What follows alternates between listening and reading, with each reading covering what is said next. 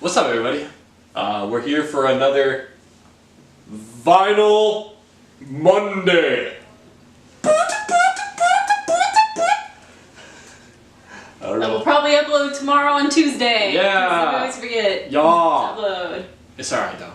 We're getting them out. You know that part in the Lego movie? She's like, today will not be known as Taco Tuesday, but Freedom Friday. But still on a Tuesday. Alright, for real though, this is another one Dakota might be kind of quiet on because this is one of my favorite albums. This is a band that I grew up listening to and I loved as a kid. I want to say I've grown less infatuated with them in recent years as they have taken a creative, an all-time low. You could say that you could say they're at an all-time low right now. Dakota laughed at his own joke because the band's all-time low, so you could say they're at an all-time low. This is good though, so we'll talk about this. Don't panic. This is the It's Longer Now edition. So it has like 4 bonus tracks and 4 acoustic tracks, I think. But yeah, this is the extended edition of this album. It's pretty cool. It's got, I like that it's called like Don't Panic, and it has like this guy destroying the city, like all these people freaking out, and these zombies. Zombies. And aliens. Tom DeLonge missiles. There's a fucking comment about it hit all these protesters that says doom. It's pretty funny. Oh, that's just 2012. I thought that said 12 ounces from Upside Down. I was like, what does that mean? But yeah, that's them. And then here's the boys. Jack in his boner shirt that my mom didn't let me own when I was like 14. Thanks, Mom. Shocked she let me go to their shows. It actually came with me. Shout out. I think, okay, this was not the first concert I ever went to with my mom, but they were, I want to say, one of the first bands me, my mom, and my sister all saw together. And we've seen them together 2 or 3 times. We've seen them together 2 or 3 times, and honestly, some of my fondest memories were seeing All Time Low with my mom and my sister. Really fun. So she wouldn't let you wear a boner shirt, but she at least wouldn't let me wear a boner shirt, but she at least took me to the shows. She let you see the boner shirts in real life. You did chase after Jack, right? Yeah. Okay. Fun fact about All Time Low. So Hopeless Records did that back when they were still signed to Hopeless. They did this little like sweepstakes thing where you could win like a backstage pass, like a meet and greet thing. So they were doing this. Well, there's like an expansion pack you could buy, so you could like meet them. You got to like they give you food and they gave you like like a lanyard and all that jazz. You could meet the band, you could chat with them, take pictures with them after the show. And it was like an expansion pack you could buy on top of the regular tickets. But Hopeless Records is doing like a giveaway of one, so I entered it. This is the only thing I ever won in my entire life, but I won. I never ever win shit like this. This is like the one and only time. So I think my mom and my sister ended up buying the pack because they were like, because my sister was like super pissed. So we all got to meet All Time Low, and it was really fun. It was really cool. We got to chat with them for a couple minutes. We took pictures. And I talked to the other 3 guys in the band, Zach, Ryan, and Alex, and Jack was my favorite member at the time. Me and like every other fucking basic bitch who likes All Time Low. But we were like in this room, and it was kind of near the end, and I ended up chatting with their bassist for like, holy shit. What the fuck? Hi. Oh, I guess she's gonna chill. She literally just jumped from that ledge and scared the shit out of me. Anyway, I ended up chatting with their bassist for a while, and it was kind of near the end, like nearing the end, and Jack like was like walking out of the room, and I didn't know if like he was leaving because the other guys were still hanging out, but I didn't get to talk to him or take a picture, so I was like, fuck, and I kind of awkwardly like followed him out. This was so awkward. I can't believe I did this. But he like was walking out, I was like, Jack! And he like turned around and I was like, ah! And I was like, oh my god, and I kind of like ran after him down the hallway. Oh, this is so embarrassing. I swear I'm not an obnoxious fangirling guy. Oh my gosh. But I kind of chased him down the hallway and I was like, hi, hello, I'm sorry. I didn't mean to creepily follow you. Would you take a picture with me? Luckily, he was really cool about it. Oh, Jesus. And he took my phone, you know, and you like hold down the button and it just takes like a million selfies. Literally just, he's like, are you ready? And I was like, yeah. And he just, it's like going, and I'm like, ah! And he's like striking weird poses and making like ridiculous faces, and I was just like trying to keep up and like make these weird faces. And then he handed my phone back, and then he signed my CD copy of, ironically, Future Hearts, because you got a free copy of it, because that was the record. That was like the record they're promoting. And the other who signed it, so he signed it. It's in there somewhere. And yeah, and then I chatted for a minute, and then I went back to find my mom and sister, and that was the time I awkwardly stopped Jack Barricade.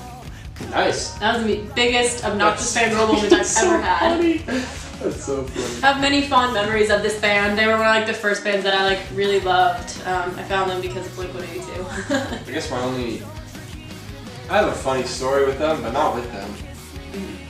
We went to the concert in Portland. Yeah. And Maggie warned me before. She's like, "There's gonna be a lot of teenage girls." This is kind of after their descent. A lot of teenage girls. And I was like, okay, like, we chill. And we went there, and it was taking them a really long time to get on. They were supposed to be on at, I forget, let's just say like 8:30. Yeah, they were supposed to be on at 8:30. Like and it was like 8:45, 8:50. And people I heard around me, people around me were like, where are they? Where are they? And I was like, oh, Alex died. Like a couple hours ago. That's kind of dark though. Everybody, yeah, but I didn't think anyone heard me. And I've never seen so many people want to rip my head off. They all turned to me, and it was really funny. Dude, those fangirls are merciless. There was this dude that was like, "Do not say that he died. Alex did not die." And then you and I were just like, "It was a joke. Oh my god, I'm sorry." It's really fucking. Dude, their fan base is intense. They're scary. Intense. I wish you could have seen them when they were like in their prime. They were basically like Blink-182 Junior. Like they would just like. I saw them at Blink. They would play songs. I mean, it wasn't their prime, but they were fun at Blink, though. They were really, yeah, we saw them open for Blink-182, and that was a good show, but that wasn't like their headliner, and that was like after Future Hearts, like pre-Future Hearts even, like, oh my god, they were so much fun. They were literally like Blink-182 Junior, so they'd make like all these like dick jokes on stage, there's like banter, and like they were super interactive with the crowd. Like, oh, they were one of the most fun bands live. And then we saw them in Portland, and I was vapidly disappointed. You were so pissed. If you can go back like 4 or 5 years and see them in concert 5 years ago, I highly recommend it because they were the most fun. We're gonna talk about this album. What? Hey, we'll talk about the record now. Here's the city blown up by atomic bomb and some more zombies and then eating pizza because they're not panicking. They're just chilling. Yeah. But yeah, this record, I really like it. This is kind of them in one of their primes. I think Mike Green produced this record. Alex Gaspar co-produced this record. This is a 2-disc set, which I think is just on black vinyl. It is just on black vinyl. Well, you're showing that. There's a story about this vinyl. It has zombies on it. It has these little cartoon zombies. They're pretty cute. Let's talk about the music. Yeah, now we're done talking about their personalities and fun stories behind them. Songs that stuck out for me, I like Love Like War, I like Outlines, The Reckless and the Brave, Backseat Serenade, Me Without You. Yeah. So good. Love Like War, since you brought that up first, I really love that song. The guitar in the beginning is like so catchy, it's just really cool. The whole song. They're like I love it. I love that. This is like every fangirl's wet dream because it's All Time Low, and it has Vic Fuentes from Pierce the Veil. All the emo boys. Singing in it. Well, it's because most fangirls are like, emo fangirls are obsessed with All Time Low and Pierce the Veil. Yeah, that's why they did it. That was me when I was 15, which is probably why they did it, but it's a really good song. Like, the verses are so catchy. Yeah. I like it. I think I like... It's some solid pop punk right there. Exactly. It's good. I mean, it's very... It has a nice melody. It just has a really nice melody to it. I like Alex and Vic's voice together. I think they actually sound really nice because Vic has kind of got that like higher voice and Alex is like a normal voice. I was about to say that. But it works well, like the harmonies, because during the second verse, Vic is kind of singing a harmony in the background. And it's just low enough that it's not overwhelming, but just there enough that you can kind of hear it, and it's a nice little flavor. That's actually what I was about to say. I was about to say that when I was like, I actually like. I paused for a second because I was going to say I like the harmonies, but I don't like the harmonies. Their voices do not go together at all. What? I think they sound good. Voice, man.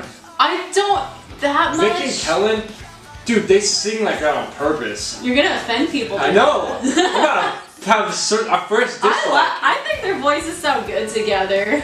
I think it's nice. I like Alex it. has way too. Alex is a far superior vocalist. Don't get me wrong. You know who would go together? It would be him and Derek. They would be good. But Vic's voice, squeak goes with squeak. That's why him and Kellen can do it together. Oh, I thought it sounded nice together. I thought they sounded pretty decent together. Reckless and the Brave, you brought that up too. I love that song. That song reminds me, I'm gonna bring up my mom again. That song reminds me of my mom. That was always like my mom's favorite all-time low song was Reckless and Brave. And we would like get into the car and she'd be like, put on the Rat Race song. Because the what? And I'd be like, the what? She'd be like, the Rat Race song. Like, what's the all-time low song that I like? And I was like, Reckless and Brave? She's like, yeah! She called it the Rat Race song because there's a line in there that says little rats run in mazes having babies, it's a vicious little world. That's like a verse in there. So she always called it Rat Race. She always called it like Rat Race or the Rat Race song. That's funny. So that song reminds me of my mom. Plus it's just a good song, you know, it's kind of like I Remember by A Day to Remember. It's like growing up, wanting to do music, starting low, packing up your van, doing the shit, not taking shit from no one. That's like sort of sticking it to the man, like sticking to your guns. Where is it? It's great. So Long Soldier. That's kind of like what that's about too. Yeah, So Long Soldier's kind of about that too. Yeah, like About a kid him moving listening. over here from London. Yeah, him starting a band. Yep. Like being like a kid with all these dreams, basically, kind of way to make it happen. So yeah, So Long Soldier and Reckless and Brave are kind of like those two themes of just like growing up, trying to make it. You thought you was good. I just, I like them. I don't like the na-na-na-na-na-na-na-nas, the na. Yeah, that. It's sometimes it's good, sometimes it's bad, but that chorus is hella flavorful. catchy. But yeah, exactly. And it's kind of, it's kind of like, I like it because it's about being, it's what I think it's about, is about you want somebody really bad, but they want to change. It's like you want the idea of them, Yeah. and you actually want them. Yeah, exactly. And you're like, oh, well, what if you change it to this? Like, Yeah. I see a couple of things, and he's like, nah, I'm not changing it. One thing that really doesn't get me to stick with All Time Low, and a lot of shit like that, I feel like they're marketed towards a very select audience. Well, by this time, I feel like it's for teener bopper chick, not like, no one saw her at all. No, but like, if sheets, girls. if these sheets were states and Somewhere in Neverland, they have good base, they have a good song idea. It's a good structure. But it's the way it's written is so pandering. So fucking pandering. It is, okay, And I'm like, no, God, you have. And it's a lot of their, because the reason why I like it is a lot of their instrumentation is solid. It's really good. Their drums are bombastic. Really good. They're great. Yeah, a lot of that, like Alex Gaspard, I think, is a pretty solid songwriter. I think he's a great vocalist. Ryan Dawson can absolutely fucking bash the shit out of the drum heads. I think their musicianship is very good. Okay, I hate Somewhere in Neverland just because I hate Peter Pan. Same! I know, we bonded over that because we're like the only two people in the world who hate Peter Pan. Why is everybody obsessed with Peter Pan? Well, does he hate it? Because I hate it. No, he hates it. Good! Shout out to Lawrence for hating Peter Pan! I'm pretty sure. I don't want to throw It's just I'm pretty sure. I know what you mean though, like Somewhere in Neverland, like, oh, Wendy, run away with me. Every fucking girl's gonna pretend that they're Wendy, and Alex Gaspard is asking him to like run away and build this better life and laugh at all these people who just aren't in the same reality as us. Oh my god, forever young. Like, that's like every 15-year-old's wet dream. Was it yours? No, I never liked this song. Yeah, I mean, I was Alex Gaspard can sweep you away. If Alex Gaspard came sweep me away, I wouldn't be mad. I was kind of in love with Alex Gaspard, but I never liked that song. I also don't like If These Sheets Were the States. I think the lyrics are hella gay. I don't know, I think, like, if these sheets were the state, like, that's such a stupid metaphor. Maybe it's just me. I think he was trying to be really clever, because some of the times he comes up with weird metaphors and they're really clever, but this one just didn't work for me. Speaking of which, I really liked, speaking of metaphors and really, really nice writing, I really like Outline. Yeah. And then I found out it was written by Patrick Stump. Probably not all of it.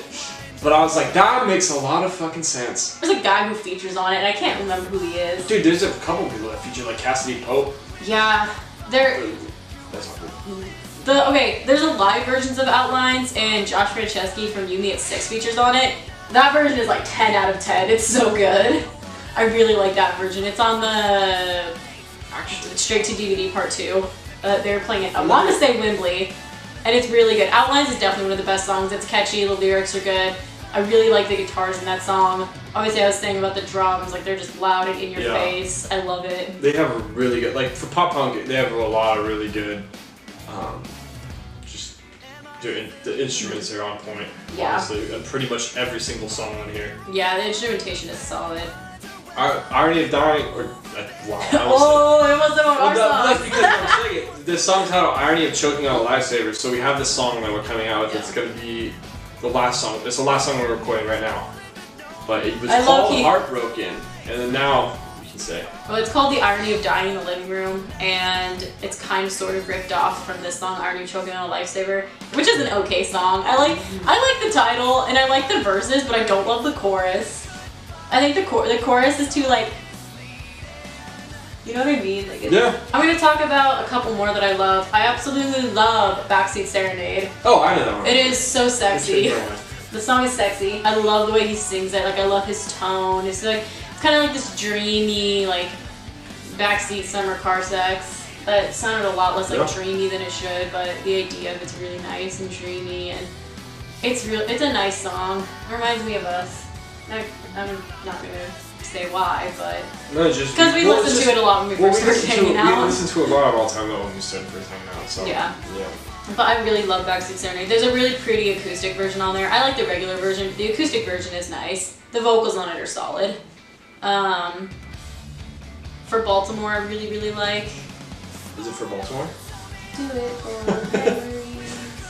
That song is so catchy. There's so much catchy shit. Dude, Alex Gaspard can ride a fucking hook, let me tell you. Like, one thing about All Time Lows, their songs will get stuck in your head. Mm-hmm. Like, they're so infectious. I really like For Baltimore. I love the verses. I love the chorus. I love the vocals. I like the acoustic guitar in the beginning that's kind of mellow it in, and it's real chill and low-key, and then that, like, and we carry on kicks in, and then all the instruments kick on. It's just, it's definitely fun to see live. It's fun to jump to. It kind of gets you, get your head banging, get your toes tapping. It's fun to sing. It's fun to dance to.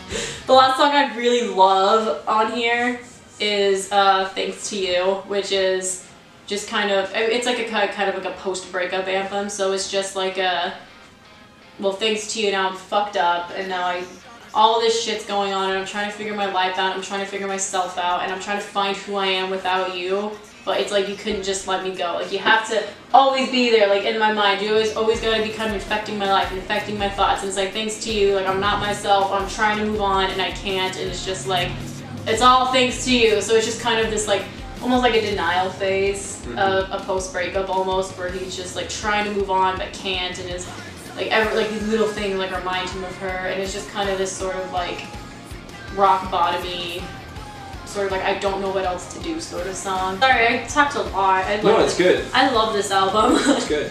No shame from my past fangirl self of All Time Low. I still think this record is a baller. I think there's a lot of really good jams on here. It's definitely worth a listen. Still rock for sure. out. Shout out to John Feldman for ruining all of my favorite punk bands. Fuck you. I mean, yes. Yes, but no. I was gonna say, I guess shout out to fucking John Feldman for maybe bringing them together, because now we have Simple Creatures, which is a trash pop band by Mark Hoppus and Alex Gaspard. And trash is definitely a word for it. This was All Time Low at their best, and I hope that they stop making Last Time Renegades trash and start doing stuff like this again, because I think this was a good combination balance of their roots while also doing new territory. Maybe they could be like a little more experimental, because like he said, there's some songs on there that are hella pandery to like a teenage fan base. So if they want to like take a few more risks and not like appeal to the fangirls so much, I think they would have a 10 out of 10 song. Yeah, no, absolutely, I agree. So these videos are getting longer too, because we're just having more fun with them. We're talking a lot more about them. We're getting more comfortable. These are always going to be unscripted, so we just kind of feed off each other and feed off everything. Rock out. Please listen to this record. If not, what the fuck are you doing here? You just listen to us talk. See All Time Low in 2012. You won't regret it. Yeah, go back in time. Yeah. There's people out there that have time machines, so yeah. Yeah. Alright. Bye. Peace out, motherfuckers! So, yeah. Yeah. Are we gonna go get ramen? We're so gonna get some fucking ramen. We're gonna go get ramen, you guys. Turn the camera around. There's something so much cuter than me right now. Hey! Come here! Guinness! Guinness! What is happening? Alright, it's done recording. Cool. You're just holding it? Hang on, let me get the kitty. Get in! Bro! Oh my god, put the camera away! Oh my god! What do you think about, God. what do you think about Tom DeLonge and the UFOs? I think he's full of shit! What the fuck? Like, holy shit. Holy shit.